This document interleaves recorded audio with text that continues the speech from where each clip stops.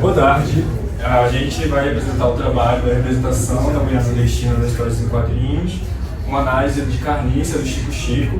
E é importante falar que esse projeto, né, o grupo de pesquisa, ele está vinculado à FAPEA e à SECT, que está financiando porque faz parte do projeto do PIBIC Júnior, na Escola Estadual Alberto Mendes, em Palmeiras dos Índios, Alagoas. O grupo é composto principalmente por mim, que sou orientadora, estou aqui substituindo hoje o Micael, que também é bolsista. Eu sou Ana Beatriz. E eu sou a Dainá. Todos os estudantes do segundo ano do ensino médio.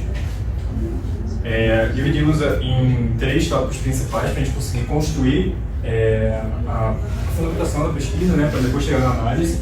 E a pesquisa se inicia principalmente com as meninas que estavam no grupo e elas se interessaram pelas histórias de quadrinhos e questionaram a representação da mulher, que muitas vezes era estereotipada, fetichiosa e preconceituosa, né? Então a gente pegou um álbum dentro desse grupo para a gente conseguir analisar e discutir, para depois pensar em tecer uma crítica. Para isso a gente pegou alguns outros quadrinhos que vão estar representando a mulher nordestina e para fazer um paralelo, né? Então a gente pegou essa metodologia de fazer um paralelo midiático entre outros quadrinhos e para fundamentar principalmente autoras da onda arte. Então a gente foi nos próprios anais desse evento e buscamos algumas autoras que poderiam estar dialogando com a nossa pesquisa. E trouxemos a Natália Ramos e a Ana Barbosa.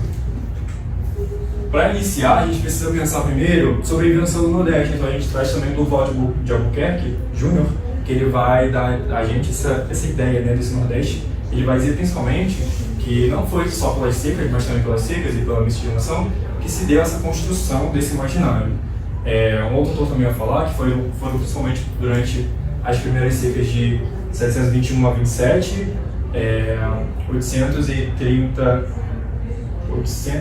1877 e 1932 também. Então, os historiadores e geógrafos pensaram assim, que talvez de 26 e 26 anos teriam esses períodos de estiagem, né, das chuvas e essas grandes secas. Então a gente pensava assim, antes, né, um Brasil entre norte e sul, e precisou fazer um recorte para construir esse Nordeste para que um órgão tomasse conta das pessoas e do lugar por conta dessa seca. E aí o Durval ele vai encaminhar essa ideia que a gente tem quando a gente fala de Nordeste, falando principalmente do estereótipo, e ele diz uma definição dele, né, que é um discurso assertivo, repetitivo, uma fala arrogante, uma linguagem que leva a estabilidade à crítica, fruto de uma voz arrogante e autossuficiente que se assegura e arroga o direito de dizer o que é o outro em poucas palavras. Então a gente vai pegar principalmente o estereótipo para poder construir essa análise, essa narrativa, e ela vai aparecer mais para frente. E ele destaca que as artes foram o principal meio de vinculação, né, de disseminação desse imaginário. E a gente destaca principalmente as artes visuais, que ela educa a visão e ela ensina o que é esse regional, né, esse olhar regional, principalmente pelas cores e as luzes, que vão principalmente botar um filtro quente em todo o Nordeste. Quando a gente fala de Nordeste, a gente já tem aquele filtro na cabeça. E aí também a literatura, que alguns autores vão realmente criar figuras caricatas para falar o que é um e outro, como por exemplo o cangaço, que vai ser falado agora. O cangaço ele surgiu durante o século XIX, quando ocorria no cenário político uma certa divisão entre os partidos, um liberal e o outro conservador. Ele foi um movimento que, por meio do bandidismo, lutou contra as injustiças sociais que eram vividas pela população empobrecida. Os cangaceiros eram grupos de homens independentes que andavam armados em bandos e, de fato, eles aterrorizavam cidades, saqueavam fazendas e até sequestravam pessoas importantes daquela época. A literatura de cordel é uma manifestação popular nordestina que conta a história da cultura por meio de poemas estruturados em folhetos. E o cangaço foi algo que ajudou bastante na literatura, porque o mesmo era repleto de injustiças, pobreza e falta de perspectiva de uma vida melhor. A literatura de cordel também traduz com riqueza a história de Lampião e de outros que fizeram parte desse movimento.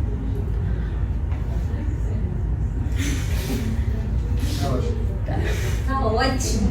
Relaxa, faz assim. Essa fala sua linda.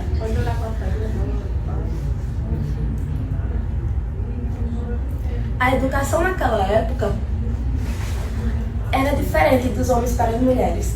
A das mulheres era baseada no trabalho doméstico, enquanto a dos homens era... Eles tinham direito, né? Eles tinham direito à educação. Sim, a das mulheres era no trabalho doméstico e a dos homens era reservada à vida pública. Mas nem todas as mulheres elas tinham condições de viver apenas de trabalho doméstico. Muitas precisavam ir para a roça, usar armas, e isso trazia uma visão bastante crítica da sociedade. Elas eram chamadas de mulher macho por essa necessidade de assumir tarefas, trabalhos que eram mais associados ao gênero masculino.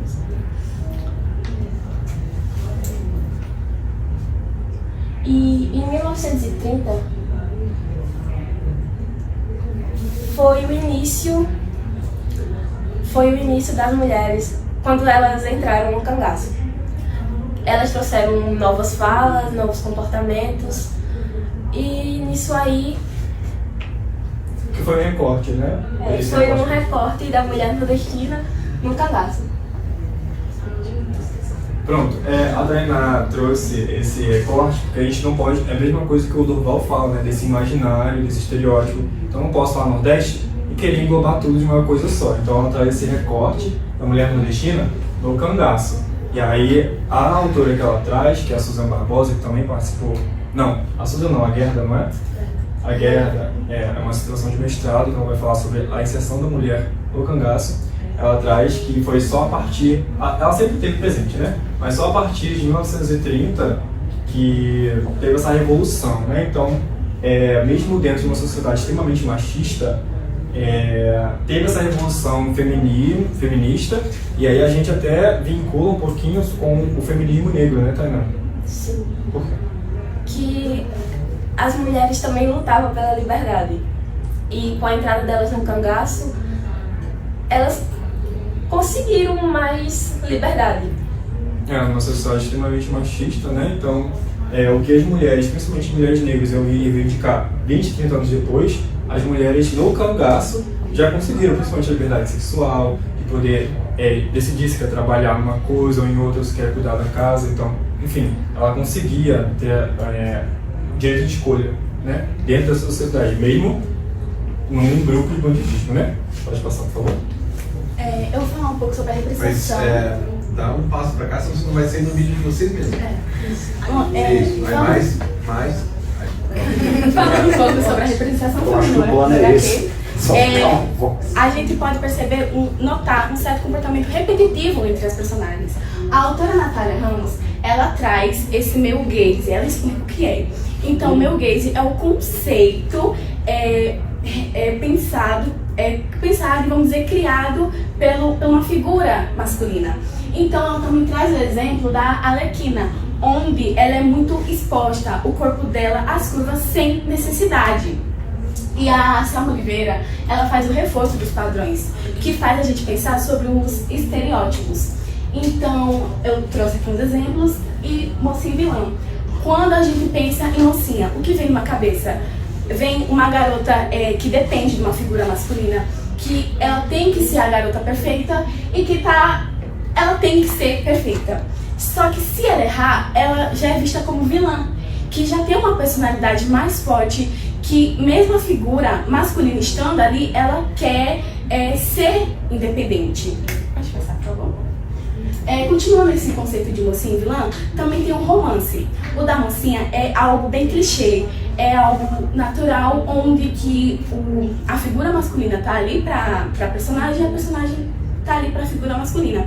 Só que o da vilã é algo tóxico, é sexual e traiçoeiro. Então, mesmo eles sabendo que aquilo traz mal, que aquilo não é o certo, eles continuam, vamos dizer, por prazer. Pode passar. A carência e a habilidade mística. Esse HQ se passa no Nordeste e fala de uma garota chamada Mazinha, que aos 13 anos de idade ela foi raptada, tirada de sua família. Então, ela foi abusada, mas depois de um tempinho ela acabou engravidando. Mas ela não pôde ficar com o bebê. Então, ela mesmo disse, o que o cangaço dá, o diabo vai e toma. Então, depois de ter dado sua filha, enfim, ela estava sentindo falta de algo prazeroso, de sentir um amor, um toque sincero, então ela acabou traindo o cangaceiro chamado Tucão, que era com quem ela se relacionava. Ela traiu com o Ben-TV e ele acabou descobrindo. Mas quando ele acabou descobrindo, pode passar, por favor? É aquele. É aquele? Ah, desculpa. Quando ele descobriu, ele meio que a matou. Então, Mazinha morreu. Só que ela renasceu com o espírito de vingança. Então, morreu Mazinha e nasceu Carniça. E quando ela foi se vingar, Cancão perguntou como ela tinha sobrevivido. Então ela respondeu com o seguinte: eu sou Carniça, Mazinha tá morta. Pode passar, por favor. Então, analisando um pouco sobre Carniça Mística, podemos perceber que o Chico, ele não usa um meio gaze com a Mazinha / Carniça, que ele respeita a personagem, que ele não precisa expor o corpo dela de uma forma desnecessária, e isso dá dignidade à personagem. Pode passar, por favor? Aqui temos duas personagens. A Mulher Diaba, de Flash Collin, e a Shark Girl, da Marvel. E as duas têm essa exposição desnecessária da representação feminina. Nessa daqui, como vocês podem ver, ele expôs a genitália feminina. E aqui, um tubarão com várias curvas irreais, seios enormes que não faz sentido. Não tem necessidade. Sem necessidade. É importante falar que essas duas personagens são nordestinas, são mulheres nordestinas. Uma é recifense e a Mulher de Abas passa dentro desse grande bloco do Nordeste, né? Pode passar. Nossas considerações finais foi que Chico fez pensar sobre os estereótipos. Então, na real, a Mazinha / Carniça, ela foi a vilã ou ela foi a mocinha, vamos dizer? Ela fez o bem ou ela fez o mal? Isso depende do ponto de vista de cada pessoa que for ler. Então, ele não dá nem o A e nem o B. Então, no meu ponto de vista, Mazinha / Carniça, vamos dizer, ela foi heroína para as mulheres que ela vingou essas mulheres que também foi morta. E ela foi, vamos dizer, vilã para os cangaceiros, porque ela se vingou deles. E o Chico, o Chico fez pensar sobre os estereótipos, e a certeza que tivemos foi que a construção da mulher nordestina no álbum Chico é justo e digna de representação. Pode passar. Essas daqui são algumas referências, pode passar.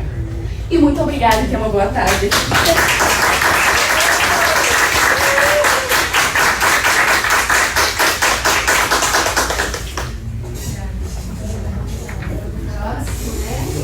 Próximo.